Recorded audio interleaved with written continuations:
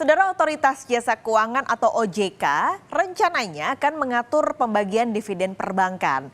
Nah, dalam aturan ini OJK tidak akan mengatur secara spesifik persentase besaran rasio pembayaran dividen. Namun akan ada kewajiban perbankan mengkomunikasikan kebijakan pembagian dividen kepada pemegang saham. OJK berharap aturan ini akan membuat pembagian dividen lebih transparan. Pengaturan dividen penting dibuat agar alokasi laba bank diprioritaskan dalam permodalan dan pengembangan perbankan.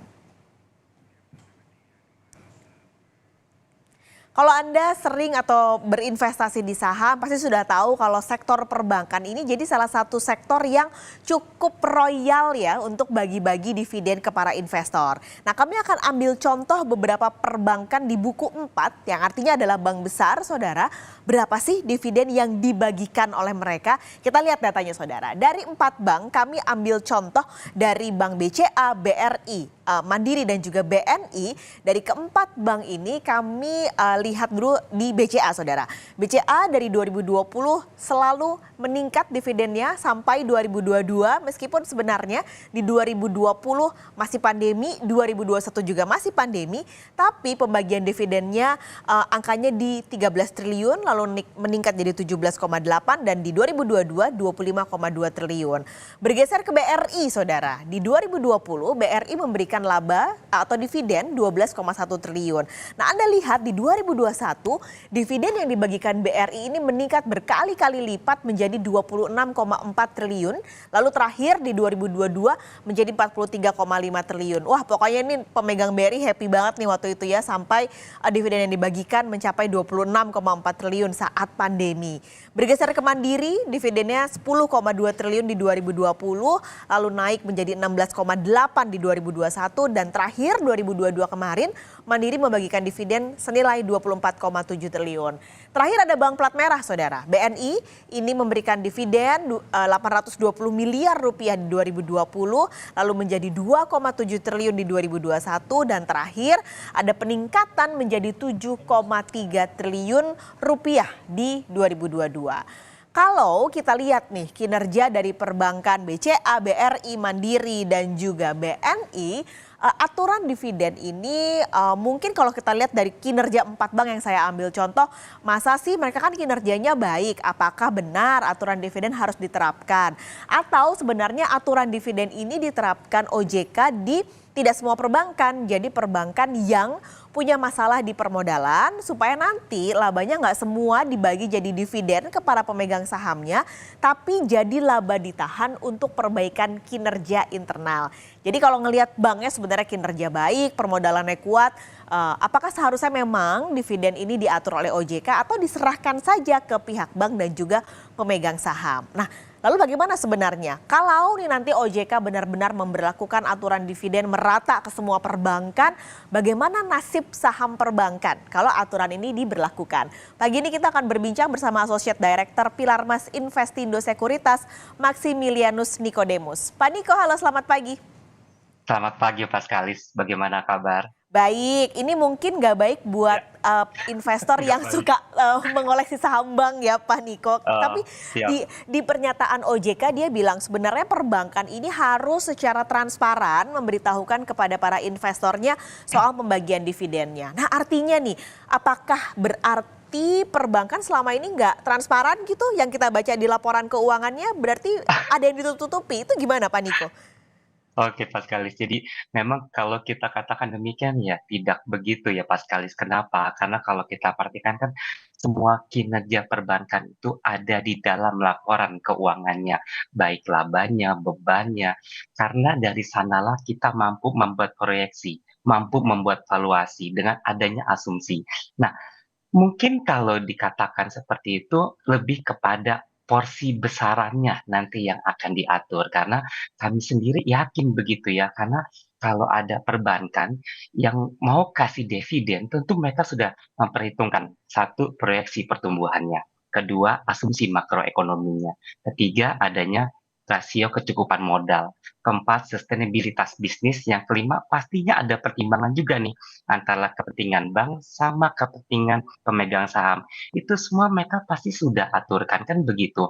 Tidak mungkin lah kalau tiba-tiba muncul angka, bisa katakanlah di BRI begitu ya, kasih dividen 2022 sebesar 85% DPR-nya, tentu itu kan merupakan salah satu, oh ini nanti akan apa namanya bahaya nih, enggak. Mereka pasti sudah punya tolok ukurnya sendiri. Nah, tapi pertanyaannya adalah bagaimana sih sebetulnya angka 85% itu bisa muncul, kan begitu. Nah, Hmm. mungkin dari sisi itu yang nanti akan diatur sama pihak teman-teman di OJK nanti. Begitu Pak Kalis. Tapi nih kalau misalnya oke itu memang baik tentunya untuk perbankan Mhm, apalagi secara transparan memberitahukan sebenarnya labanya nih, atau pembagian dividennya muncul angka itu berapa gitu. Tapi untuk pemegang saham nih Pak Niko yang memang biasanya mengoleksi saham perbankan karena tujuannya untuk heeh, mengoleksi dividennya juga. Kira-kira akan ngerugiin nggak? mhm. Pastilah ya, karena kalau kita bicara dividen itu kan pemanis dari suatu saham supaya tambah manis, kan begitu ya Pak Iya. Kalis. Karena kalau kita perhatikan memang saat ini, salah satu sektor yang selalu manis di hampir setiap tahun itu adalah perbankan. Kenapa perbankan? Apalagi bank-bank buku besar gitu ya, bank buku 4, karena boleh dikatakan net interest margin kita perbankan di Indonesia adalah salah satu yang terbesar di dunia, kan begitu sih. Maka dari itu banyak investor asing tuh bondong-bondong datang untuk berinvestasi di sektor perbankan. Bagaimana tidak juga kalau kita perhatikan gitu ya, mulai dari BBCA, BBNI, BBRI, BMRI, sejak dari tahun 2018 itu dividen payout ratio-nya terus mengalami kenaikan.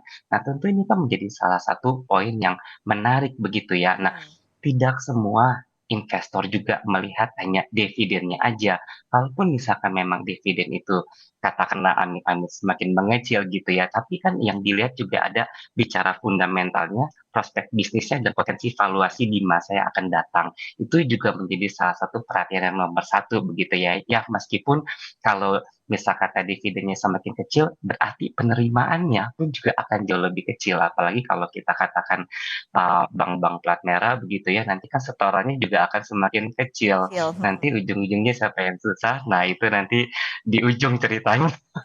Begitu Mas Kalis. Tapi artinya kalau memang aturan ini nanti diberlakukan, perbankan menjadi tidak menarik lagi Mhm. begitu Pak Niko? Sebetulnya kalau tidak menarik ya tidak begitu Mas Kalis, karena seperti yang tadi juga kita sempat diskusi begitu ya Mas Kalis, karena di sektor perbankan kita ini nomor satu adalah net interest margin yang, Hmm. salah satu yang tertinggi di dunia, itu satu. Yang kedua tentu kita mesti perhatikan bahwa setiap tahun itu begitu ya, harga sahamnya juga terus mengalami kenaikan, apalagi katakanlah bank-bank yang buku besar begitu. Nah, dividen ini tentu menjadi salah satu pemanis yang membuatnya menjadi semakin manis. Nah, ini semua akan diperhatikan lebih kepada dividen hunter sebetulnya. Bagi orang yang memang hold itu saham khususnya buat long term gitu ya. Tentu harapannya ada selain harga, kenaikan harga tentu dapat dividen yang jauh lebih besar. Apalagi kalau kita perhatikan rata-rata dividen yield dalam kurun waktu 5 tahun terakhir, BBCA itu 1,88%, BBRI itu 3,51%, BMRI itu 4,15% dan BBNI 2,58%. Nah, sehingga tentu kan ini merupakan salah satu poin yang cukup positif begitu ya. Nah, memang kalau kita bicara dividen yield, kita berharapnya tentu di atas 5% karena semakin tinggi dividen yield-nya berarti keuntungannya akan jauh lebih besar. Tapi kan kalau kita perhatikan nilainya juga cukup menggiurkan begitu ya. Nah, ini yang akan menjadi pertimbangan nantinya dari sisi investor untuk memilih saham perbankan. Tapi kami yakin bahwa dividen itu tetap merupakan pemanis gitu ya. Tetap fokus utamanya adalah fundamental dan potensi valuasi harga di masa yang akan datang Pas Kalis. Oke. Begitu kira-kira. Itu tetap yang harus dilihat oleh para investor bagaimana Betul, fundamental ya Pak, meskipun tetap betul. dilirik lah untuk dividennya. Berarti terakhir Pak Niko boleh singkat Mhm. mungkin. Jadi apa yang bisa kita lihat dari kebijakan yang mungkin belum ketuk palu ya, tapi apa yang bisa kita lihat dari positifnya apa, tapi negatifnya juga apa? Sejauh ini kalau negatifnya dulu ya, kalau kita perhatikan Paskalis tentu penerimaan pasti akan berkurang, itu satu. Yang kedua, yang tadinya, saham yang udah manis, semakin manis, sekarang mungkin manisnya berkurang, itu Ya. yang kedua. Yang ketiga tentu daya tarik investor terhadap saham tersebut juga pasti akan berkurang, khususnya bagi sisi dividen hunter. Nah, Tapi sisi positifnya sebetulnya apa sih? Tentu memang ini kan namanya sebuah kebijakan yang kita sendiri juga masih belum tahu nih ya, seperti apa sih Mhm. kebijakan yang akan dibuatnya nanti begitu. Tapi karena sisi kita positif thinking-nya gitu, bahwa kita melihat bahwa yang diatur kan sebetulnya untuk menjaga kinerja perbankan itu tetap terjaga, eee, penguatan di sektor keuangan supaya jangan sampai nih nanti ketika kita menghadapi tekanan seperti yang kejadian di 2020, kita kalah dalam menghadapi ketidakpastian. Nah, sejauh ini kan kita boleh melihat begitu ya, sektor perbankan kita adalah salah satu yang memiliki fundamental terkuat begitu ya, dan bahkan kita mampu melewati dalam masa-masa yang sulit seperti yang kemarin begitu. Nah, ini semakin diperkuat lagi dengan adanya peraturan seperti ini. Nah, peraturannya seperti apa itu yang masih jadi rahasia. Nah, yang kedua tentu sisi positifnya, kita juga mesti melihat begitu ya, apakah nanti kalau misalkan tidak dibagikan dividen begitu, kira-kira laba ditahannya akan digunakan untuk Iya. apa? Ini juga menjadi salah satu poin yang penting kalau ternyata digunakan untuk ekspansi, untuk pengembangan, teknologi khususnya dari sisi IT-nya, pengembangan kompetensi sumber daya manusia, tentu ini akan membuat perbankan akan jauh lebih baik lagi di masa yang Mhm. akan datang. Tapi kan itu semua ada plus dan minusnya, kami yakin, meyakini begitu ya Paskalis bahwa perbankan punya perhitungannya sendiri, mereka punya bisnis plan sendiri, bahkan mereka juga sudah menyiapkan bisnis plan selama 3 sampai 5 tahun, hanya saja tinggal bagaimana mereka bisa berkomunikasi. Kami berharap begitu ya bahwa teman-teman di OJK juga berkomunikasi antara satu dengan yang lain, khususnya dari sisi industrinya, dari sisi pelaku pasarnya, sehingga tentu aturan yang diberikan merupakan yang terbaik dari Ya. yang baik begitu ya, sehingga memberikan penguatan di masa yang akan datang. Begitu Paskalis. Oke, jadi kita tunggu sama-sama bagaimana nanti aturan yang akan dibuat oleh Siap, OJK. Pak Niko, terima kasih sudah heeh. berbagi pagi ini di Sama-sama Kompas Bisnis. Paskalis Sehat atas selalu, waktunya. Pak.